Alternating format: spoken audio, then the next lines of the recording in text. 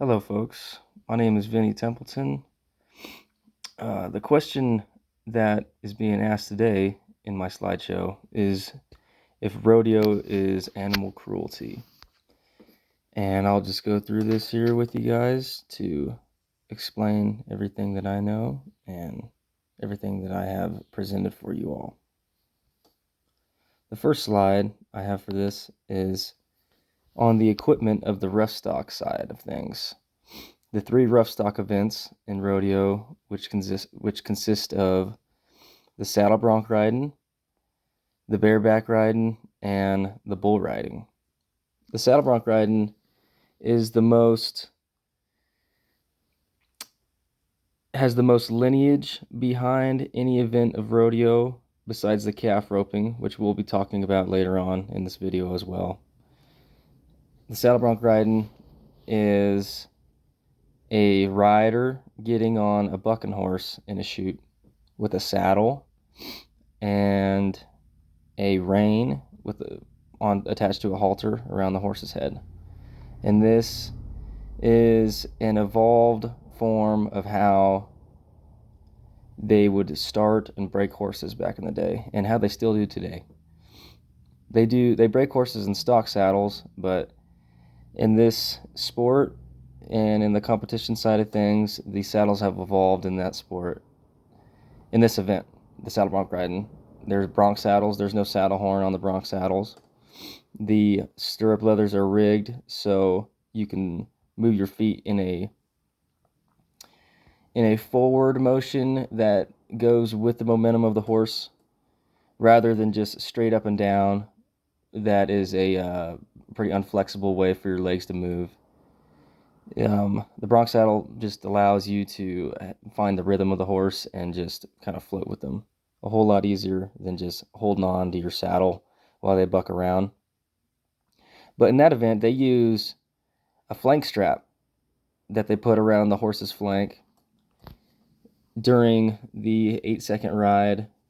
And this flank strap is a pulley mechanism.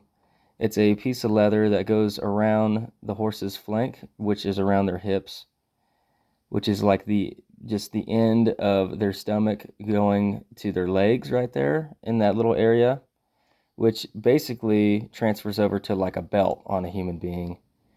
But it is a piece of leather with a pulley system that when the horse leaves the chute, the contractor will hold on to the strap and it'll make the flank pull tighter around the horse's flanks, which does give them a little bit better, just a better ability to have a flashier bucking style out there. It doesn't cause the horse any pain at all. It just, the flank is it's just more of a trigger mechanism, you know what I mean? To help the horse kind of just look better and just have the best performance that it possibly can. Trust me, there are videos online of bucking horses at rodeos getting flanked, and they just stand there in the chute. They just stand there in the chute. If they don't want to buck, they don't buck at all, you know. And if they don't like it and they want to hurt you, they'll flip over or they'll crush you or they'll figure out a way to get you off of them regardless. So, and the ones that like to do it, they leave and they crack and they buck hard, you know. That's what they're bred for. That's what they like to do. And they're some of the best in the world at doing it. The flank strap has a fleece, like a sheepskin fur type fleece material that goes around the flank strap just for more comfort around the horse's flank, just so nothing rubs on them or anything like that. Same with the bronc saddle. The bronc saddle has the same fleece underneath it. And then the next event I'll talk about is the bareback riding, which the bareback riding has a pad underneath the rigging, but they also have a flank as well that is the exact same as a saddle bronc riding flank. Bucking horses work the same that way with flanking wise. With bulls, it's a cotton rope that goes around their flank as well, just like the bucking horses, but it doesn't have a pulley mechanism. It just gets pulled to whatever flank the bull takes. and tie it off, and then just the bull, and then it's all good. You know what I mean? It gets tied off, and it's perfect, just the way it is. There's a lot less moving parts with the bull flank, but I know some people who don't know think that they wrap a rope around a bull's testicles and to piss them off and make them buck. But in reality, there is nobody that's going to get under there and do that to a bull, because a bull will stomp you out. And second off, a bull's not going to buck if you wrap something around their balls and cause them pain or severe uncomfort, because you wouldn't. You want these animals that are athletes to have the best performance they can have, and you want them to be comfortable and feel good out there. We don't want to cause them any pain in any way, because we want them to have the best performance and for them to feel good as well. Because if they do not feel good, then all in all, the rider isn't going to get the best shot at winning money. You know, if he's a professional bull rider or bronc rider or bareback rider, he is living check to check on the road trying to make money. And if everything isn't right and the bull doesn't perform or the rider doesn't perform, then nobody gets paid, and it's just a lose-lose situation. And the contractors that haul these horses and bulls around, if they don't perform good, then they're spending an awful lot of money on something that is just a waste of time for everybody involved. That's why the flank straps, and I have neck ropes on here too. A neck rope is a rope that goes over a bucking horse's neck, or you can tie it in the chute over a bull if a bull is really hard to get out on, which means like it's just jumping around, being really roughing up the guy inside the chute, inside the metal chute, which is a very dangerous spot to be in the rough stock event. You're way safer outside of the chute than inside the metal box with these animals, especially a bull that's aggressive, 2,000-pound piece of muscle trying to smash you, you know. So they'll tie a rope over the top of it so it can't flip over on a guy and crush him and get him stuck down in the bottom. And same with the bucking horse too. They'll just put a rope around their neck, and then there'll be a guy on the outside of the chute gate that has the ends of the rope led through the slat there, and they'll just wrap it around that pole. Not in a tight way, because if you pull the horse too close to the side there, it makes it really hard for the horse to stand, for the rider to get the best out on this horse. So it's loose. It's loose, but there's a guy that is on the other side holding on to that rope with twists in it, so they can't pull that rope between the slats and smash the rider getting on the bucking horse. But it's just a safety protocol for getting the best out on some of these horses. And it doesn't hurt these horses at all whatsoever. You know, it's loose. It's just safety for the riders. And as far as halters go, a halter just is just like if you're going to put a halter on a regular riding horse. These are just more strong, industrially built leather halters that go on broncs, and they'll put them on bareback horses too at times, but bareback horses don't need them. For the bareback riders, because the bareback rider just has a handle to hold on to, but with a saddle bronc riding, the rider holds on to a hack rein that's attached to the halter on the horse's face. So it just sits on them. A lot of them have fleece too on their nose bands, so it doesn't rub on them or anything like that. But it's not uncomfortable by no means whatsoever. It's just like a regular halter that anybody would use to walk a horse around or whatever you need to do with. If they put a halter on a bareback horse, it's usually because the horse is hard to pick up and get the rider off when the 8 seconds is over. The pickup man will come in the arena, and they'll come and get the rider off the horse, and they'll escort the horse out of the arena the most safe and possibly smooth way they possibly can, just so the horse is safe, more safe and healthy, and the rider is too, so they can get down the road and keep making a living doing what they do in this profession. Good pickup man will save a horse probably 5 years on its career. And that's just because they know how to handle these horses, not in a rough way, but in a smooth, easy way that is just fluent and the most efficient way for everybody involved. As far as bulls go, bulls don't need a pickup man. Bull riders get thrown off or jump off when they're done with the 8 seconds. And then it's the bullfighters in there that go in there and distract the bull and maneuver pretty much the bull using their skills to get them away from the rider and get them escorted out of the arena too. And then they all go to a strip and shoot after they're done. After they're escorted out of the arena, all these animals do, and then they get the, like with the bull, they'll get the flank pulled off of them, and the bull rope usually falls off too, out there in the arena. The pickup man there's a trigger release that pops the bronc flank off of them, and there's a back cinch on the bronc saddles, and the pickup man will ride in and they will grab the bronc rein.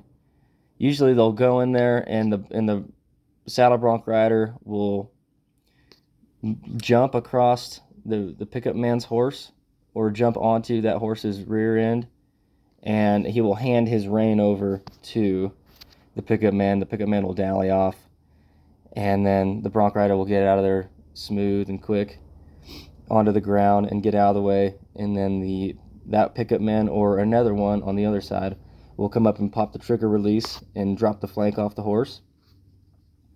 And then they will reach down and pop the back cinch too. So the pack cinch is loose completely and the flank is not on there anymore. So the only thing that is on the horse by the time it gets to the strip and shoot is the front cinch and the halter itself. So there's help at the strip and shoot that'll get that off the horses too, and everything's smooth after that. The process is extremely smooth compared to anything you would think talking about this, because there's a lot going on, but it takes some handy cowboys that know what they're doing to make this a smooth process. But at the big pro rodeos, that's what they have, and they don't accept anything less than excellence out there, because there's too much riding on a situation like that to have it messed up. Here, this slide here is just about flank straps and what I was talking about, how they work, and just the level of the horses at these shows and how they know what they're doing. They know what they're doing, like at the horses at the NFR and Rodeo Houston. In those big shows, these horses know what they're doing, and they have been dummy bucked from when they were colts up until now to where they are getting marked 25 points, which is the highest you can get for a judged event, in the bronc riding. There's 4 judges, 2 for the rider and 2 for the horse, and if a horse gets judged 225s, that's 50 points, and if the rider has an outstanding ride and is judged 25 and 25, that's a 100-point bronc ride, which has never been done.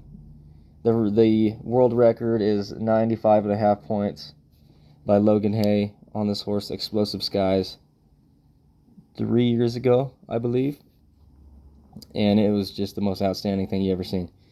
But usually a horse will be marked like 20 points or 18 points, or if they're really good, like 23, 24, outstanding horses. And those horses know what they're doing. They've been around the block, and everything is smooth when they are out there in the arena.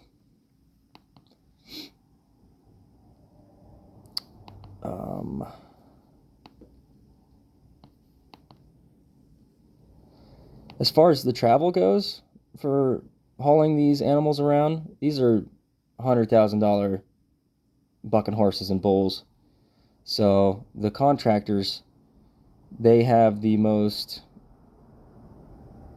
new and evolved equipment to keep these animals as safe and comfortable as possible, because these animals are their livelihood, and if anything happens to them, they are in a bad spot, because they put all their money into keeping these horses going, and if they come up hurt or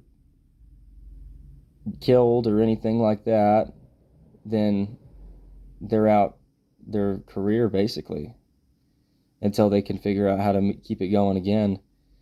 But these contractors put all their money and all their time into keeping these animals safe, and spend hundreds of thousands of dollars on trucks and trailers and just the most improved, efficient ways of keeping these animals good, healthy, safe, and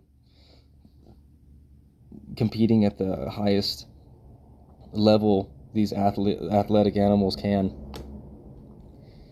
At these big rodeos, there are vets on site. There are, especially at the big rodeos like Reno Rodeo and Calgary Stampede and all, and let's say Rodeo Houston and the NFR especially, there are medical professionals on site before the rodeo even starts, way before, to check out these animals, to look at them, make sure they're acting good and everything. And the contractors keep a good eye on these animals as well. And if anything is off, then they will get it situated before the rodeo happens. And if somehow something gets injured in the rodeo, there are vets there and medical professionals, for vets and human beings there, for animals and human beings, that are ready to administrate anything that they need immediately for these animals. One thing I want to talk about also in the event of the calf roping is the jerk down rule. In the calf roping, the cowboy runs out and the calf runs out of the chute, and the cowboy runs out of the box and ropes a calf, and runs down the line and flanks it, and then ties its feet up. This event has originated from the old days of ranching and doctoring cows, and it gets a lot of heat because of just how the way it looks. These calves are younger and they're getting thrown down and tied up, but people got to know that this is how people still doctor cows today, and if we didn't do this, then disease would kill off most of our beef that is distributed throughout the U.S. But there is one rule that has been put into place to keep these animals safer and handled in a more comfortable way, and that is the jerk down rule. And in the jerk down rule, if a rider ropes a calf and doesn't handle a slack properly, the calf will run to the end of the line and get jerked down and thrown, like just ripped to the ground because of the end of the line, just the momentum of everything with the horse stopping.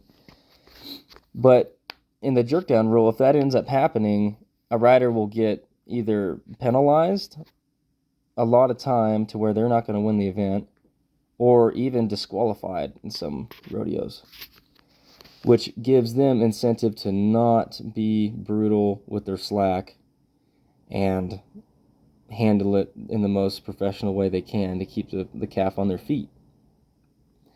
Because if a calf hits the end of that line, there are times where it can hurt the calf and damage its spine, its neck, bad things like that, which happens very rarely in that event.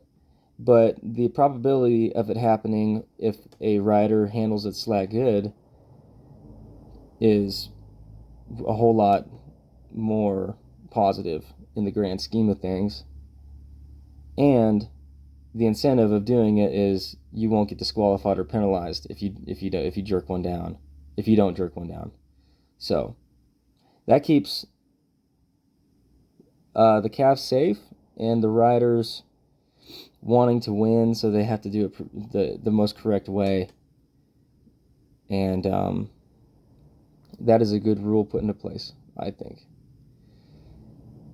But yeah, and as far as spurs go, spurs were created for just cues on horses. They're an extension of your legs, is what spurs are. Nobody just gut hooks horses, just to do it, just to spur them really, really hard, because that doesn't do anything good. It just confuses a horse anyway. Just little movements and little touches and this and that are just cues for a horse to maybe bend at the rib cage, to pick up a different lead or step around or side pass, because these horses are sensitive. They're so sensitive they can feel a fly on their back. If you just start hitting them with your spurs, they're not going to want to listen to you at all, And they're so big and strong.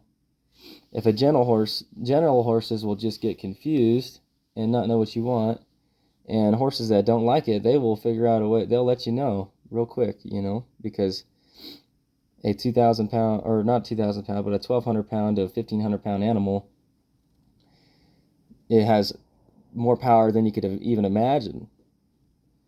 And being kind to them and just trying to communicate with them with your spurs in your hands is the way that us cowboys and cowgirls who in the rodeo world, that's how we communicate with horses. We don't try to manhandle them, because there's no possible way we could, in my opinion. But I just want to say thank you, and thanks for letting me talk about this and explain it the best way I could, and maybe clear some things up.